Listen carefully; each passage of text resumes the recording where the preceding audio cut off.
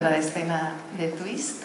Nos acompaña el director de Cultura del Ayuntamiento de Madrid, no me sale el título entero, pero José Luis Romo, muchas gracias por acompañarnos.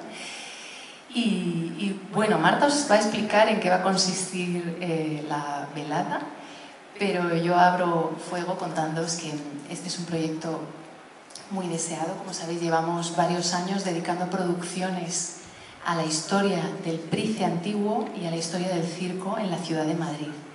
Este espacio se inauguró en 2007, pero su nombre es un homenaje al antiguo Price, que fue pues esa catedral del circo español y ese espacio para la música, donde debutaron muchos grupos y donde bueno, pues había conciertos memorables de flamenco, eran míticos, pero lo más legendario fueron las matinales de rock del Circo Price, de 1962 a 1964.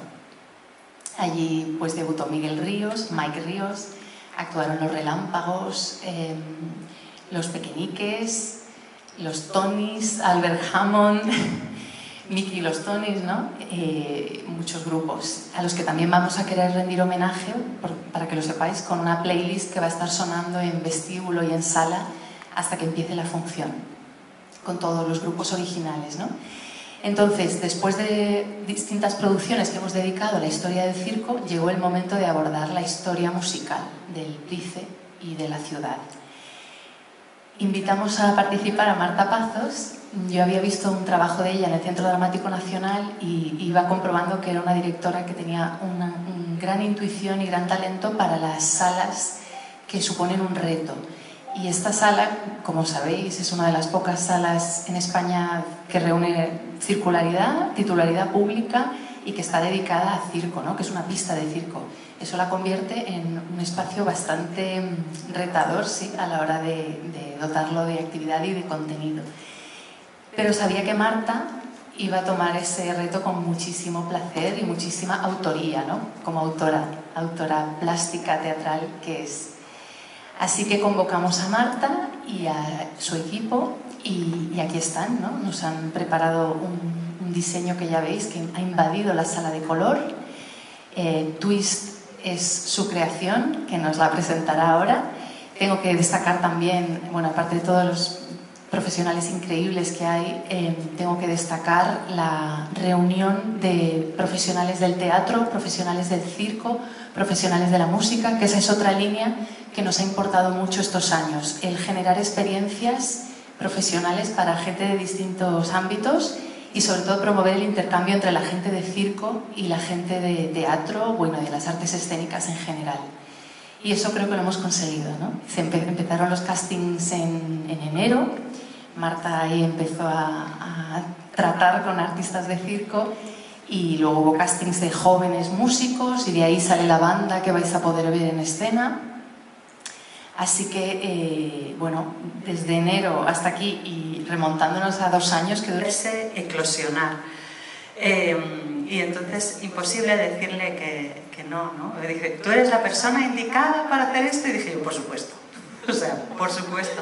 Es muy difícil para mí trabajar en casi un 360, como veis, porque yo siempre trabajo el cuadro, el gran formato de cuadro, pero siempre con una distancia de perpendicularidad, ¿no? Y aquí es muy loco porque es completamente incontrolable el cuadro, porque siempre tienes público al otro lado, ¿no? Y eso era algo que me seducía muchísimo, porque yo trabajo a lo largo de toda mi obra siempre con esta relación entre lo público y lo privado, lo íntimo, ¿no? Y esto era el más difícil todavía. Entonces, en esta primera conversación ya apareció un binomio, ¿no? Que era el circo y el rock and roll. Y ya plásticamente empecé a pensar en 2 colores, que son los de las gafas de 3D, ¿no? Y entonces en cómo dos realidades se complementan, ¿no? Y aparece una nueva realidad al trenzarse. Y esto quería que fuese así. Y por eso vais a ver ahora, sin hacer spoiler, pero que todo es saturado, no es templado, ¿no? Es como el rock, es a fuego. Y conecta mucho con el lado salvaje, que era lo que estaba pasando en aquel momento. Este espectáculo no es un biopic, no es una recreación, no vais a ver los personajes de aquella época, pero sí vais a ver un intento de aproximación a lo que allí podía pasar. Y entonces lo que hemos hecho, gracias a María, es entrar en contacto con personas que sí que vivieron las matinales del Price, tanto personas del circo como personas del rock, entrevistarlas e intentar captar qué es lo que aquí pasaba, ¿no? Y por otro lado también me interesaba mucho el corte, ¿no? Como algo que está en una primavera, ¿no? En un fulgor, de repente, ¡pum!, se corta y se empiezan a generar otros caminos. Y eso también pasa en la historia del circo, ¿no? Cómo las lesiones generan otras disciplinas, esto me interesaba mucho, o no poder, en la música, no poder acceder a algo te abre otro camino hacia otra cosa. Un no a un actor o una actriz en determinado momento de su carrera puede abrir también el camino hacia otro sitio, y entonces con todo esto empezamos a trabajar. Por un lado, José Díaz, que es el compositor de las canciones son todas originales, empezó a hacer un trabajo de investigación también de los sonidos de la época, de las letras de la época, de esta tendencia, de este sonido muy, muy, muy particular, para escribir a partir de ahí y trasladar ese sonido, ¿no? Que fue también un reto para Hugo Torres, que es el compositor de la banda sonora y el director musical, hacer que estos jóvenes que vais a escuchar tocar se pudieran aproximar a un sonido de hace 60 años. Es cineasta, él es arquitecto de estudio animal, es la primera vez que trabajamos juntos, pero siempre nos preguntamos cómo no habíamos trabajado antes, ¿no? Es un arquitecto que tiene base en el color, y yo pensé enseguida en él para transformar esto, porque para mí era muy importante que cuando entrarais aquí estuvierais en una cápsula temporal. El vestuario es de Pier Paolo Álvaro, y también Pier Paolo ha hecho un trabajo muy interesante de las tendencias de la ropa del circo y del rock and roll del momento, porque era es una corriente muy, muy, muy interesante. Vais a ver Twiggies, vais a ver Ritas Morenos también. Bueno, es muy bonito y es muy retador, ya vais a entender por qué también a nivel interpretativo.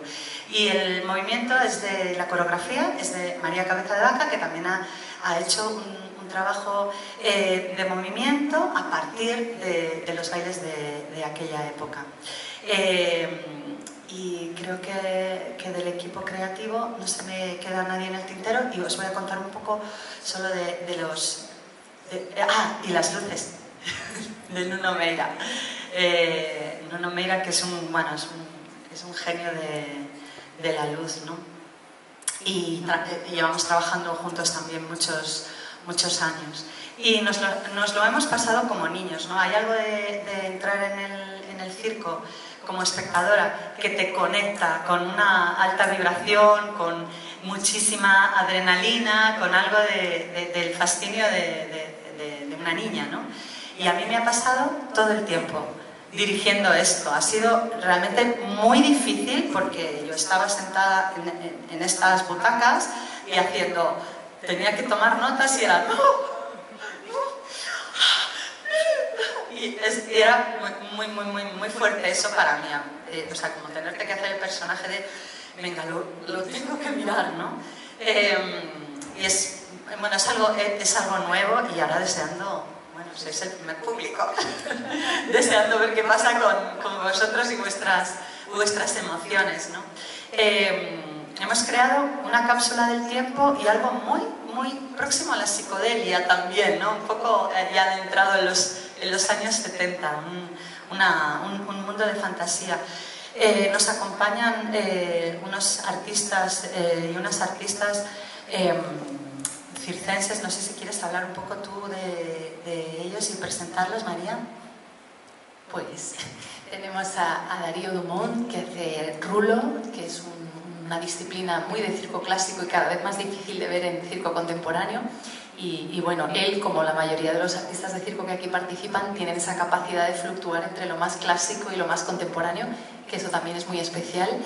Tenemos a Paco Caravaca, que hace acrobacia, tenemos a Melissa Roces, que hace una especie de tela aérea, pero que no es una tela, ahora lo veréis. Y hace Paul, un número de Paul, y yo le dije, cuando vi un ensayo, dije, ay, me recuerda a Carmen Sevilla de joven.